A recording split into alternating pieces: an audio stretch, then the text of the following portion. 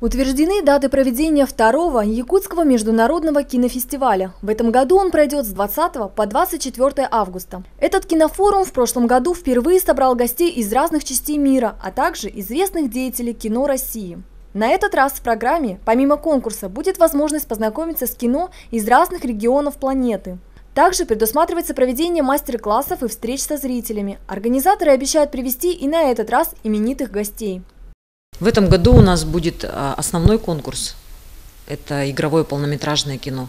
Во внеконкурсной программе зрители смогут увидеть фильмы из Латинской Америки, французское кино будет, из Ливана, из Африки, из Средней и Восточной Азии.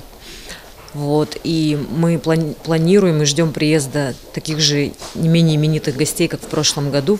Будут у нас творческие встречи также запланированы. В этот раз открытие кинофестиваля и закрытие пройдет в Саха академическом театре. И показы будут также на площади Орджоникидзе. Мы хотим, чтобы площадь стала такой киношной площадкой, чтобы в течение всего фестиваля там показывались фильмы.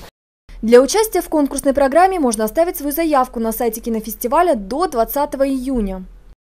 У нас работает сайт ektfilmfest.com, и заявки продолжают приниматься до 20 июня. Вы можете зайти на сайт, заполнить заявку. И там, в принципе, есть дополнительная информация, регламент кинофестиваля и анкета.